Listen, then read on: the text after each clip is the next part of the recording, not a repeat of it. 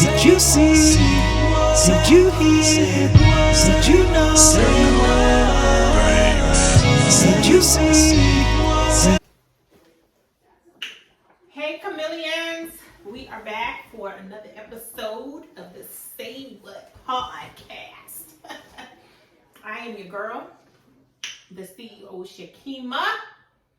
You can find us on the Say What podcast on Instagram. You can find us, like my personal page is the CEO Shakima on Instagram. Then also the CEO Shakima on TikTok. We're on YouTube, the Say What podcast. Hooray! Of course, you guys know I gotta pay homage to Whitfield for the song because it is so fitting to me and my personality, to my Kimelons, because we just wear so many different hats, right? And I feel like it's very versatile. It's a vibe. It's giving. It's like it makes you just feel good. And so, sorry. So thank you, Whitfield, for the song. But I'm glad we're here.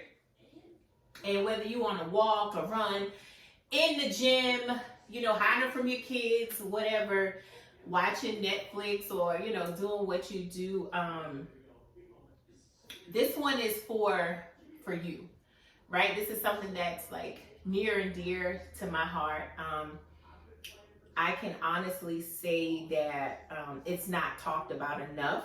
At least not the way I think it should be talked about. And it's a word that kind of stirs up a lot of discussion.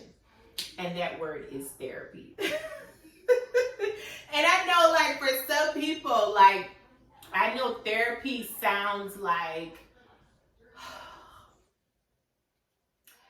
like you need therapy when your life is like falling apart, right? Like, when it is just hitting the fan and everything is spiraling, like, and but then on the other hand, some people would say, like, I don't need therapy, my life is fine, like it's frowned upon, like, I'm okay, I'm healed or whatever. But let me just say this. Therapy is not just for when things are broken, right? It's not just for when, your life is falling apart. And even though you may think you're fine because you have been functioning in that for so many years, doesn't necessarily mean that things are fine. And therapy is not just a reserve for people who are, in crisis, right? It's a space that's available for, a safe space for people who need someone to talk to, like who is, unbiased with their situation, who has experience, who has the education and the expertise to help you out of whatever it is that, you are going through. Right? These people are trained, right? They're trained on patterns. And they'll help you, like, unpack your beliefs, right? And help you realize that,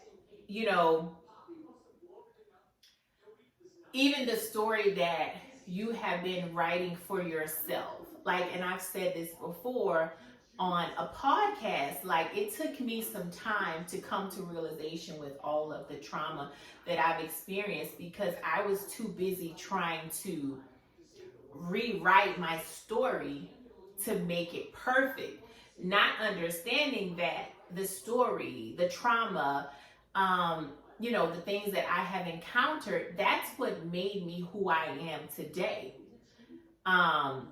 And therapy has helped me with that by giving me ways to manage and to cope, but also giving me such a wide road of healing and understanding that healing is not a destination, it's a journey. And then also understanding that you are responsible for your own healing. Like, all the people that have caused me trauma in my life, I had to forgive them because it's not their responsibility for me to heal. it's unfortunate that, I've experienced what I've experienced. My life was far from perfect, but at a certain point, at a certain age, it's like you can't continue to blame people for your past, right? You have to look your past in the eye and say, you are my past. Um, thanks to you, I am who I am today. But if I want to become who I need to become and who the little girl or the little boy in me needs to become in the future, I have to acknowledge, right? But it's also time for me to let you go and focus on your future. Now, people will avoid therapy, right? And it's a lot of reasons why people avoid therapy. For one, and I know, like, growing up in the houses, what happens in your house stays in your house. Like, people don't need to know, what go on in our house, or, like, talking about your problems, it's a sign of weakness, or being emotional. Like, that's a sign of weakness. And then also, people think that they can't afford therapy. But if you work, and you have health insurance, because, mental illness is very prevalent and it has become a priority, right? So if you have health insurance, I would get with your health insurance provider and seek information about, the coverage when it comes to therapy, because most, health insurances, they do cover up to a certain amount, or, to a certain amount of sessions, or a certain amount of, monetarily. So I would get with your insurance provider. And then also, like, because you have convinced yourself that you're okay. And like I said previously, because you've been functioning in this dysfunction for so long, it has become your normal. When realistically, it's not your normal. You just been able to cope, and almost being like a walking time bomb, because as soon as that trauma is triggered, you've just exploded, and you don't even understand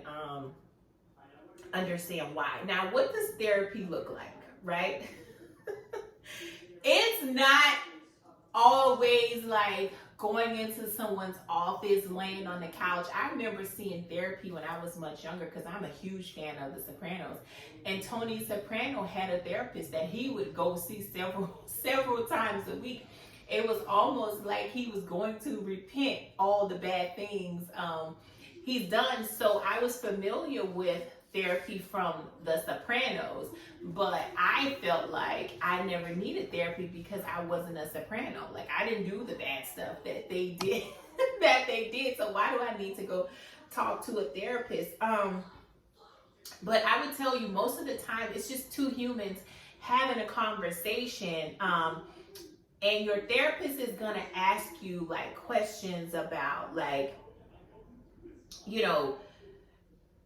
reflections, like, how do you feel about this? Or when this happens, what do you do? Or what happens, to make you act like that? So they can kind of get familiar with, like, your patterns, and give you, like, strategies to be able to cope. And then sometimes they may ask you a question and you don't even have an answer. And it's, sometimes sitting in silence, because sometimes those therapy sessions can get real thick. It can get real deep, because you're digging down into years and years, and maybe even decades of trauma that you're trying to get to the bottom of. And remember, you may not be healed when you come out of your therapy, because remember, as I previously said, therapy is not a destination. It's a journey. And it's going to take time. You're always going to be healing, and that's your responsibility. But then you'll have some sessions where you come out feeling like empowered, because you've been able to break through and get to the bottom of things. And it's like, that's why I would do that, or that's why that happened, or that's why every time I'm with this person, that happens. So, sometimes things are just going to click in therapy, and then sometimes it's not. And sometimes you may come out feeling worse than you did when you went in, because again, you're uncovering and taking band-aids off of decades of trauma and function and dysfunction. So you're gonna sometimes feel like a fish out of water, because your dysfunction is your comfort. So you have to get out of, outside of your comfort. And I would tell you this, you have to be honest with your therapist. It took me, I would say, maybe 3 sessions to really become honest with my therapist, because it was like the more I thought about things and the more things were uncovered, it was like the more I got into a shell, because I started feeling embarrassed, because I'm like, this is terrible. Like, the things that I have endured, and the trauma that has been imposed upon my life, I'm just like, this is terrible. Like, I had this way about myself where it's like, I got it all together, I don't even really need therapy, right? And then I realized I'm just a big ball of mess. And therapy has become a part of my lifestyle, because I'm not going to sit here and say I don't. Yes, I need it. And I know when I'm done with therapy, I know my therapist probably have to go talk to her therapist. And then it was also times where it got very emotional, like for me, and I was just a ball of tears, because I got to the point where it's like, I'm paying this lady money, like I gotta tell her who I am, because she doesn't know me. And in order for her to really, really be able to help me and get to the bottom of things, I have to be honest with her. I have to tell what went on, from all the days that I can remember, from being a child, from being a teen, to being an adult, like, to now, and all the things that I'm going through. So it's like, I'm paying this lady, like I need to be getting something out of this. And she's very, of course, like very unbiased, right? She's a professional. She knows. She's probably seen cases like me, who can even count, how many times. But I just had to be very, very transparent, and just let it all out. Like, seriously, just let it all out. And I've learned that, therapy is not about like me being fixed, because in a sense I'm not broken, right? It's more so like making space for humanity, right? Learning how to regulate my emotions, communicate better. I would say that I'm a much better communicator with the help of therapy. Because before, I could be feeling something, or somebody can make me feel something, and I don't even communicate it. I just keep it in, and then also just like giving so much of myself. And then when it's not reciprocated, it just kind of make me like ball up. So I've learned that, I'm just as important, if not more important, because if I'm not well, then everything around me is not going to be well. So, taking care of myself. And I've had this conversation with someone before, to be honest with you, SOS, he was like, you're too emotional. And I'm like, no, I'm not emotional. What I'm doing is expressing my emotions.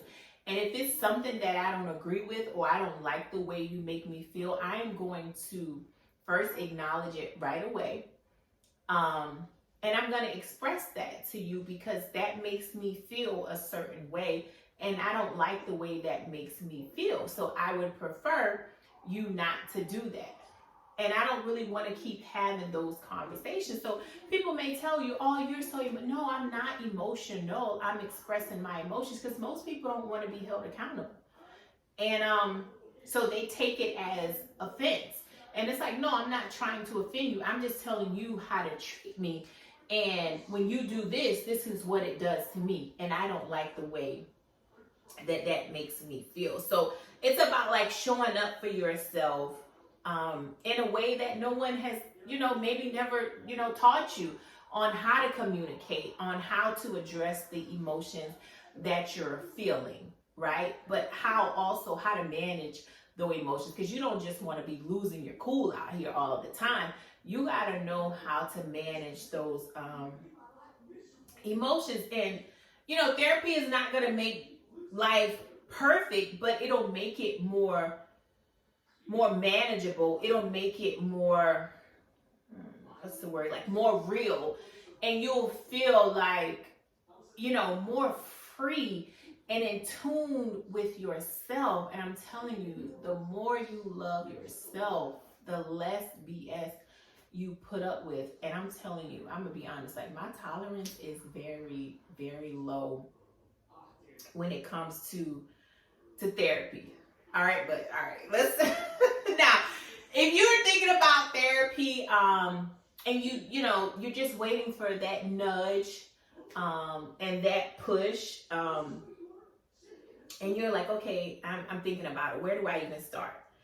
You can look up therapists on, like, what is it? BetterHelp.org. Like I said, go through your insurance company. They'll have like a list of therapists that are in your network.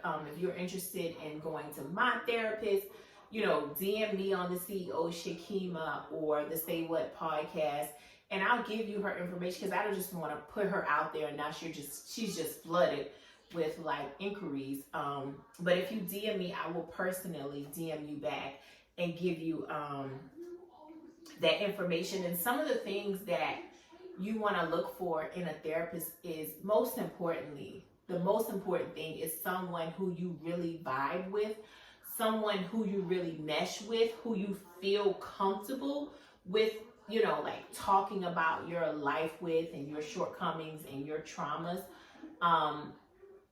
Until you find that person, like it's okay to, get with someone and it's like, I'm not feeling it. It's okay to leave that person and go to another person. Like, you don't have to sign a contract and be locked in. Like, if someone wants you to be locked in for 10 sessions or 20 sessions, you kind of want to stay away from that, because what if I don't jive with you, right? What if we don't have the same like morals and values? What if we don't have the same religious beliefs? Like spiritually, you don't really do it for me. So I would have a consultation and, kind of get a feel for your therapist, and let your therapist get a feel for you. And, ask those hard questions, like when it comes to, this, or when it comes to that, like what are some of your techniques? Some of your emotional management, like, what do you do in a time of this, or what do you do in a time of that? Or when I feel triggered, like, what do I do? So it's okay to shop around and, not be locked in when it comes to, finding that one, because that therapist is very, very, very important. So here's what I would say to you when it comes to therapy. You don't have to wait until like things are falling apart to seek support. Whether you're at the peak of your life, whether you're at the bottom emotionally in your life, like it doesn't matter. Therapy is just good because it's an unbiased, safe space for you to talk about, unpack your emotions. And even if you're at the top, when it comes to how you feel about the way your life is going, or whether you're at the bottom, it's like, it's good to have someone to talk about, because believe it or not, it's stressful being at the top as well. Like, because sometimes it can get lonely. Sometimes you have like survivor's remorse, and I've experienced that too. So it was good to have someone to talk to, or even feel like, you're just, life is good, I'm doing it, like I'm living in my prayers. But it's also a fear for one, staying there, right? Because you have to, do your best to maintain that. And that could be some triggers too. So it's good to have someone, to talk to, and your story is valid. Your feelings are valid. Like, you have a voice. Use your voice. Use your testimony. Don't try to rewrite an imperfect story to be perfect, because that imperfect story is what got you to this point, right? All the resilience you've shown, your diligence, your tenacity, your unwillingness to give up. Like, failure is not an option. The only failure you'll ever experience is giving up, because everything else is just a lesson, right? And that's just the way life goes. But I would say, Kimelons, as we bring it to a close, thanks for, spending time with me. And if anything I said resonated with you, I would love to hear from you. And if you are in therapy, I want to hear from you too. I want to hear how it's changed your life, how it's helped you. But then on the other end, if you're curious and you want to know more, please, reach out to me on Instagram, on YouTube, send me a voice note, like whatever you need. But let's keep this, conversation going. But I would say this: be kind to yourself, give yourself grace. You could be, like I said, decades in of trauma. It's not going to be overnight. It's a journey that's never ever going to end when it comes to healing and when it comes to happiness. So learn how to ignite that internal joy that's inside of you, and don't let, no situation, no trauma, no heartbreak or anything take that away from you. And I would say this, I love each and every one of you. I thank you for, rocking out with me. It's been 4 years since we've been doing this, and every episode I get even more and more excited about what's yet to come. So if you are someone who's ever thought about giving up, don't ever give up. And I'll talk more about this too,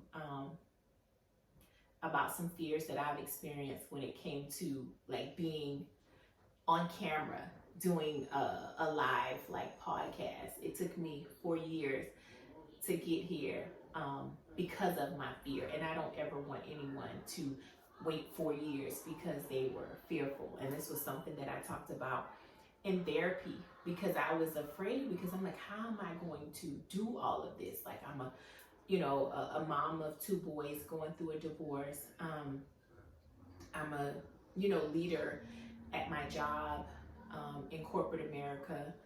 I have 2 podcasts. I want my kids to be exposed to, different types of extracurricular activities, getting them to, like, all these things that I needed to do. I asked my therapist, and I didn't even realize it. And I said, it gives me anxiety. And I was actually crying, because it's like, how am I going to do all of this, doctor? Like, it is just too much. And it should have been something I thought of.